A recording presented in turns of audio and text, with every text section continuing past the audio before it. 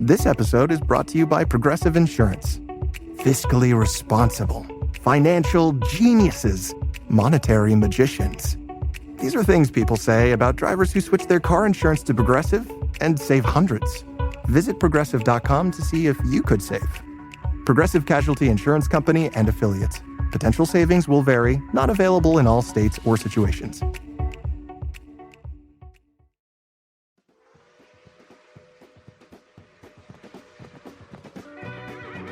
This podcast is part of E2C Network, where we share the whole Auburn experience. Hello and welcome to War Horses, the only college equestrian podcast that calculated the likely outcomes of all 2,880 of this week's possible head-to-head matchup combinations. I'm your host, Auburn Elvis. Let's talk about some college equestrian. Well, we had our first week of action. We had week one, and so let's jump right into some meet recaps. Now, our first meet was on Friday, September 26th, centenary at Sweetbriar. I had Sweetbriar winning this one 6-3. Let's see what really happened. First up in fences, that went 4-1 for Sweetbriar, and then flat went 3-2 for Sweetbriar. That made the final score 7-3 Sweetbriar. So close to what was predicted, and Sweetbriar once again, they look to be one of the perennial favorites among the single discipline teams. They took care of business at home, but Centenary actually looked pretty decent here. There was a time when the Cyclones would have struggled to get any points on the road at Sweetbriar, so all things considered, this is not that bad of a result for them. Our next meet, College of Charleston at Lynchburg. Now, this one was a big one. Two strong teams. I predicted that Lynchburg would win this one 6-4. And let's see, in fences, that went 3-2 for Lynchburg, and the flat went 3-2 for Lynchburg. So it ended up 6-4. Charleston had a very strong season last year. They made it all the way to the finals in the national championship. So I'm sure they were hoping for a win, but you got to be honest, getting a win at Lynchburg, you could count on one hand the number of times that has ever happened. So wasn't very likely, and it did not happen, but they came close. 3-2, losing each event 3-2 is not that bad.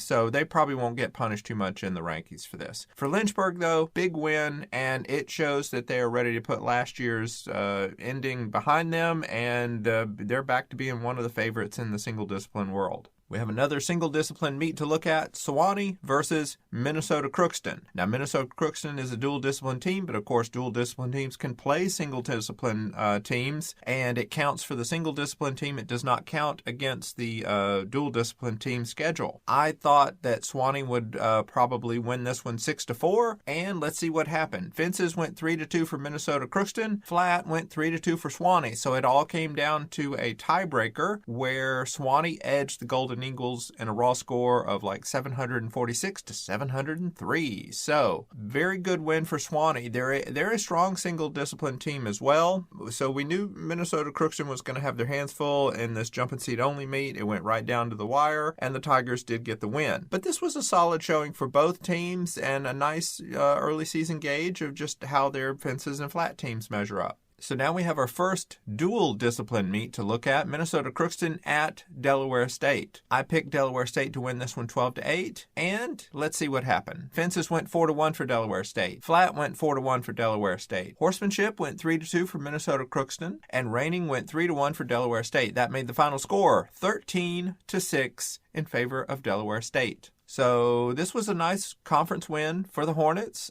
They just took care of business at home like they expected to do. But for Minnesota Crookston, this was still an encouraging result, even though it was a loss. Remember that the Golden Eagles, they had their best season ever last year. So this suggests that they're starting off in a similar spot. So good job, y'all. Now we turn our attention to what was the meet of the week, SMU at South Carolina. Now, I predicted that South Carolina was going to win this one in an upset 10-7, and let's see what happened. So we knew this one was going to be exciting, and it did turn out to be very exciting. South Carolina took fences 3-2, and what's really interesting is on paper here, SMU, they returned more talent in that event, so this was a good early sign in the meet that the Gamecocks were going to make this one competitive. Horsemanship was also going on in the first half, and here again, South Carolina did better than expected. SMU had 4 starters returning trending in this event. Plus, they had Georgia transfer Shaylin Battelle, who is really good. South Carolina had plenty of experience, but just didn't have that historical scoring average that SMU did. Well, horsemanship got split 2-2, so that right there was kind of a victory for South Carolina. Everything at the half, South Carolina had a 5-4 lead, which was a really good sign because two of SMU's strongest events had already taken place. So then we go over to the second half. South Carolina won flat 3-2, which put the pressure on SMU. Everything came down to reining unless the Mustangs just ran away with that. It was probably going to be a good day for South Carolina. And SMU did win that one, reigning 3-2, but that wasn't enough. South Carolina held on for the 10-9 win. So kind of close to what we predicted. This was a huge win for South Carolina. They start the season off just the way you want to. Coach Gwynn, she has them trending in the right direction, and I think everybody's going to take notice of them. No one's going to get caught off guard by South Carolina this year. And really, that horsemanship result was probably the key for them, just because of how good SMU's horsemanship squad is, and then to just get basically stood up like that and only get half the points. That was really where things hinged on in this meet. But for SMU, this is not a terrible loss. They went on the road. They faced a tough team. They came up 1 point short. That's not going to hurt them that much in the rankings. All right, we have a couple more meets here. Single discipline meet that happened on Saturday. Centenary at Lynchburg. I predicted that this was going to be a Lynchburg victory, 8-2, and here's what happened. Fences went 3-1 for Lynchburg, and flat went 3-2 for Lynchburg, making the final score 6-3 in favor of Lynchburg. So this was another good home win for the Hornets.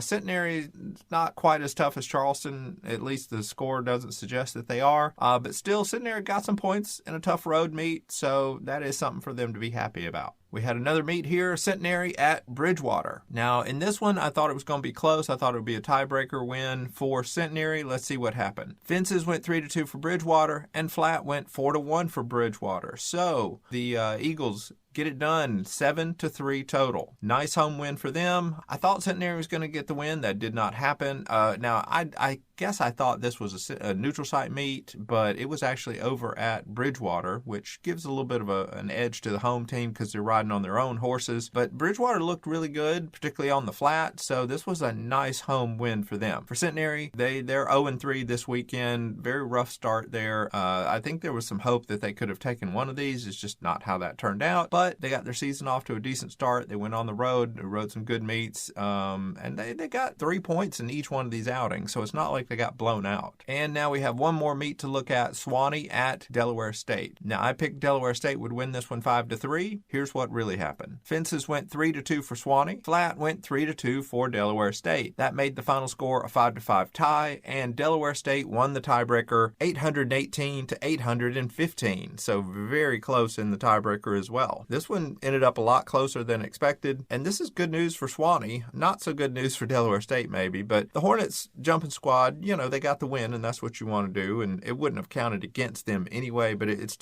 was nice for them to defend their home arena all weekend, which they did. But for Swanee, this probably stings because they got really close here. It would have been just an amazing road win for them, but they lost in that tiebreaker. They won the other tiebreaker, so when you look at it, all things considered, they got one win in a tiebreaker, they lost the other. Pretty good weekend for them overall. And it was a great weekend for all of us because we got into the new season, everything has started, and it gave us more data to evaluate these teams. And speaking of which, let's take a look at the official Auburn Elvis College Equestrian Rankings. Now I'm going to do the dual discipline rankings first. We only had 2 dual discipline meets in week 1. There was not a whole lot of movement in the rankings. In fact, the top 3 teams didn't see action, so nothing is going to change there. We still have, at number 1, Auburn. At number 2, Georgia. And number 3, Texas A&M.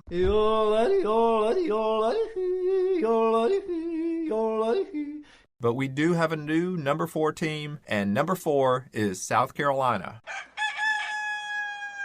The Gamecocks got a big home win over SMU, so they're going to shoot up from 8th, where I had them last week, all the way to 4th. And at number 5 is now SMU. The Mustangs narrowly lost on the road, so they're only going to drop just enough to let South Carolina squeeze on by. And I'll tell you, actually, the stats suggest that SMU is still a better team than South Carolina overall. If these two met at a neutral site, I would expect SMU to win, but that's not where we are yet. So for now, SMU, they're going to sit right below the Gamecocks until we get more games in the schedule so that we can see more data on how everybody relates to one another. But on we go with the rankings. At number 6 is Fresno State. At number 7 is Oklahoma State. Yeehaw!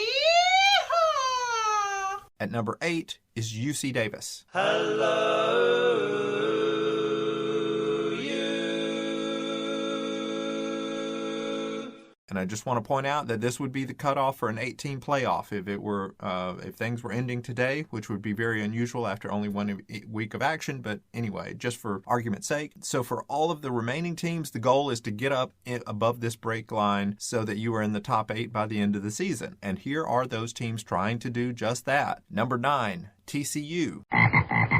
Number 10, Baylor. Number 11, UT Martin. Number 12, Delaware State.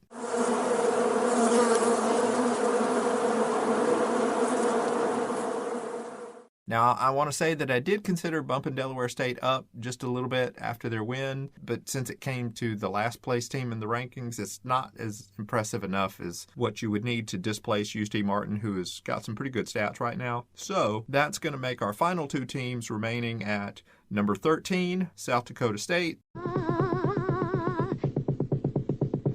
and number 14 is Minnesota Crookston.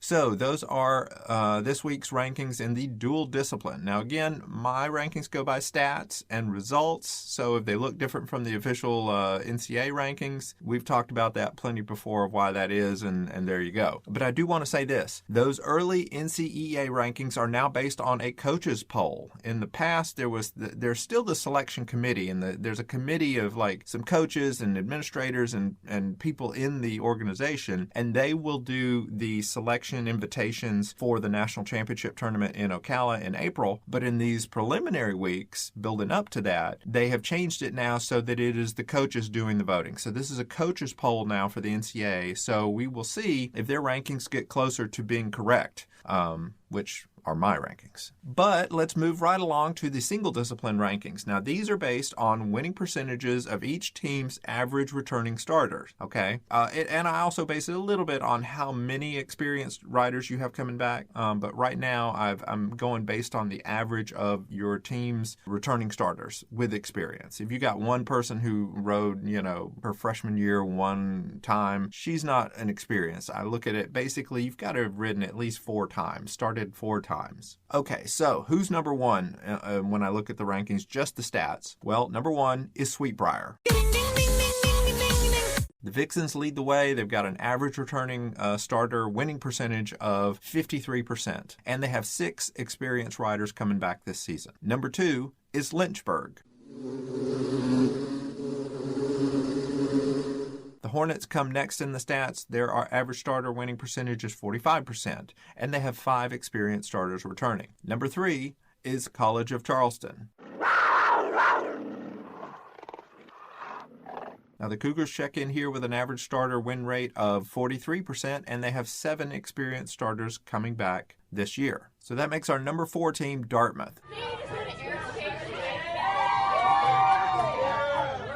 The Big Green, they average about 42% winning percentage for their experienced starters, and they bring back a full complement of 10 experienced starters, giving them some of the most depth of any of the single discipline teams. So if they've got just about everybody coming back, they're the defending national champions, then why aren't they, first or second or even third? Well, as I talked about, I'm going strictly off the stats, okay? And Dartmouth has not ridden yet. They do have the highest overall point production, and there are some stats that favor Dartmouth. They have the highest overall point production returning when you combine all their starters' winning percentages. Their number is higher than everybody else's. And I've used that number in the past to do the preseason rankings, but this year I'm going by the average strength of starter and giving people the benefit of the doubt that they're going to have some new riders, new freshmen who will fill in those voids. Otherwise, teams that bring back just a ton of people, even if they're not very good, they get overinflated in the rankings. So anyway, that you just have to live with it, Dartmouth. I'm basically saying that if I had used the stats from the previous years, you would be the preseason number 1, but because I've changed things, you're now dropping down to preseason number 4. But it's not that big a deal because once you get to riding, it's going to be more and more based on who you've beaten and where you've beaten them and less on the stats. But I will say that we're now into week 1 and we do have some things to look at, so I am going to make a change here. What I'm going to do is I'm going to slide Dartmouth up to number 3. Okay, and I'm going to move Charleston down to number 4. Because Charleston did have a close loss on the road, and so now Dartmouth is number 3 in my rankings. Charleston, you are number 4. So let's continue. Number 5 is Bridgewater. The Eagles are right behind that group of top 4.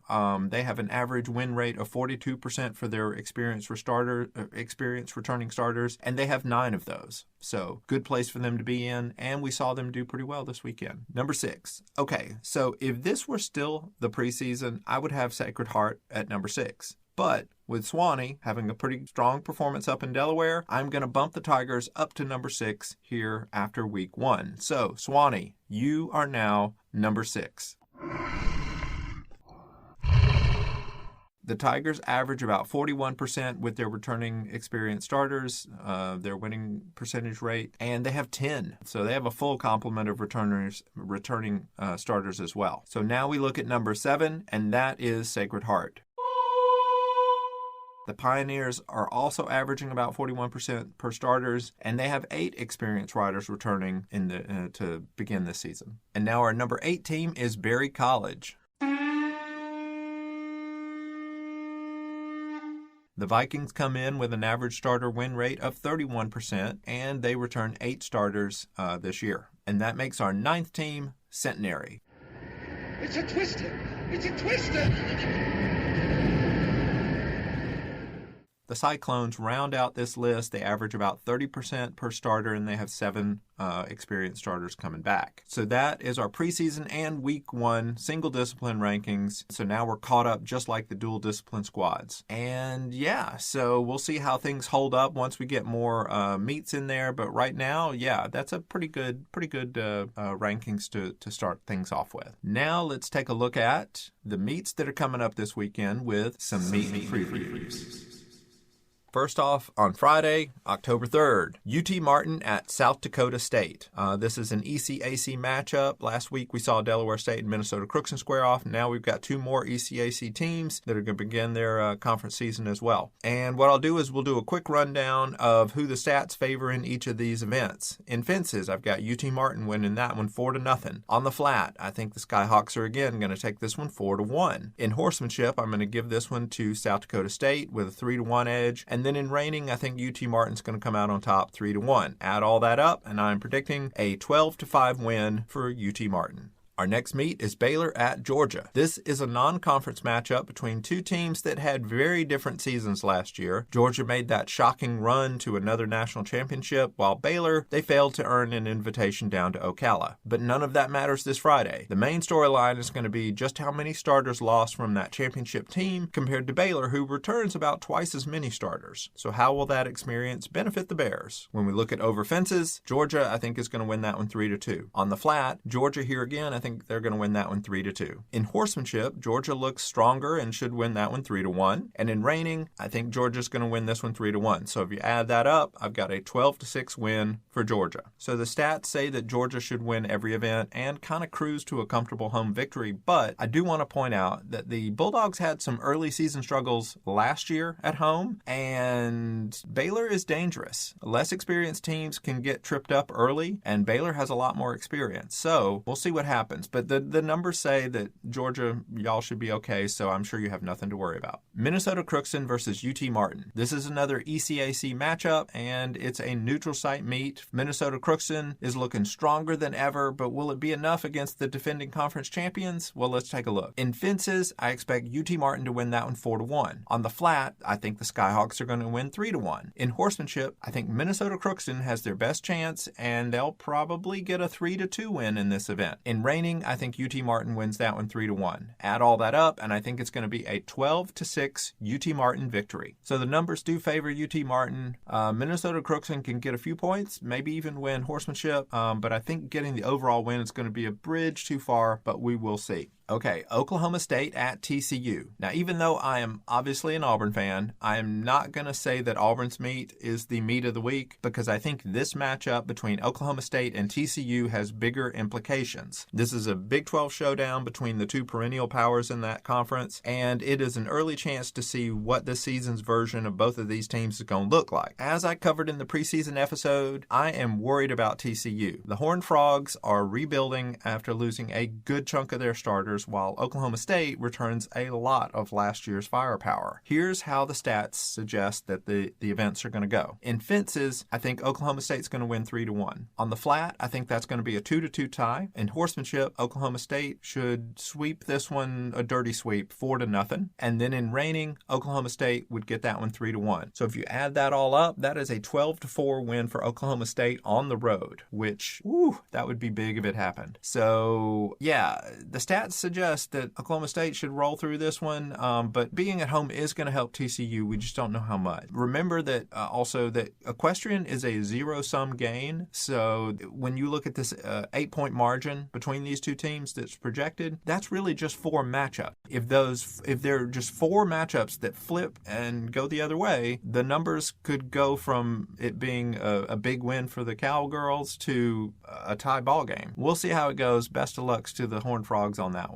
Now that wraps up Friday's action. Let's move on over to Saturday. First up, we have Minnesota Crookston at South Dakota State. This is another ECAC meet, and it features 2 programs who are trying to climb their way up in the standings. We'll say that generously there. So let's run through the events. Fences, I think South Dakota State's going to win 3-2. In the flat, South Dakota State 3-2. Horsemanship, South Dakota State 3-2, and reining, South Dakota State 3-2. That would give us a 12-8 win for South Dakota State. So yeah, the numbers say that South Dakota State's going to get the overall win, but Minnesota Crookston has been steadily improving. Maybe if they flip 1 or 2 of those 3-2 meets, this could get interesting, but we'll see how it goes. And then our last meet coming up is Baylor at Auburn. Now I'll be at this one. I'm sure all of my listeners, or 80% of my listeners who are the Auburn fans, you'll be there as well. And you probably took some umbrage at me saying that this was not the meet of the week, but it is still a huge non-conference matchup for Auburn. It's a chance for them to rebound after that shocking first-round exit in the national championship tournament, so we'll see how that goes. And for Baylor, it's a chance to see if their remaining talent can maybe translate into some points, especially after going on to, they would have faced,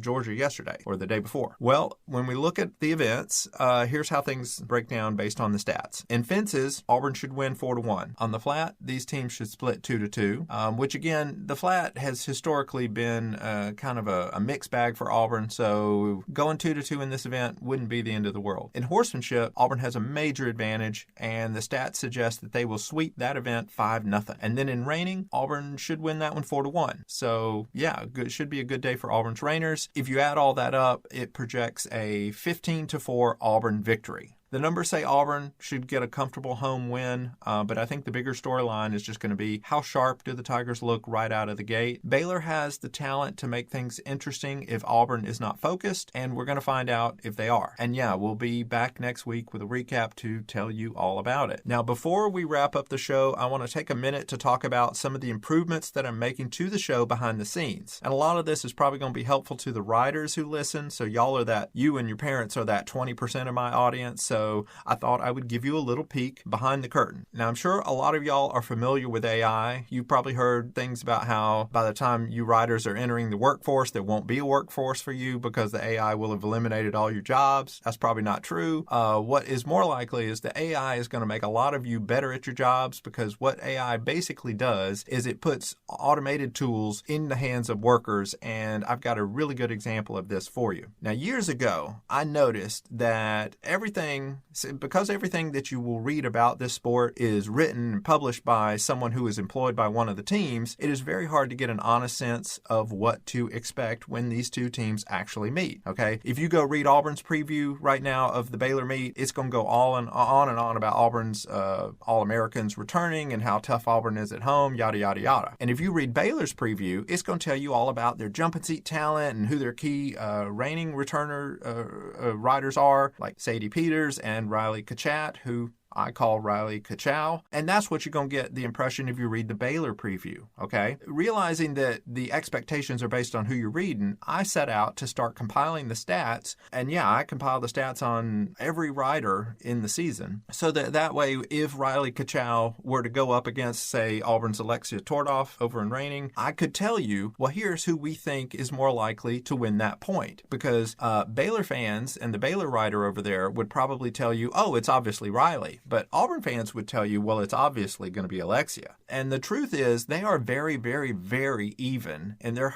historical winning percentages. And you wouldn't know that unless someone in a homemade Elvis costume tracked all of the stats and said, hey, if these two end up meeting in their matchup, it's going to be too close to call, y'all. But here's the thing. Doing all that data tracking and those projections, it takes a lot of time. And man, I sure wish there was an easier way to crunch all those numbers. Well, it turns out AI is pretty good at that sort of thing. With AI, I can just go and say, hey, here are the winning percentages of the top 10 riders that are going to be in this event from these two teams, okay? So just go and run all 120 possible matchup combinations that might happen, and then show me the most likely score results based on their winning percentages. And then in about 10 seconds, I have the answer. And that, ladies and gentlemen, let me tell you, that is witchcraft, okay? We have never been able to do stuff like that. It's wild. And it does this for all 4 events. So there you're talking about a total combination of 480 possible combination. I can even have it factor home advantage. I can tell it, hey, being at home is worth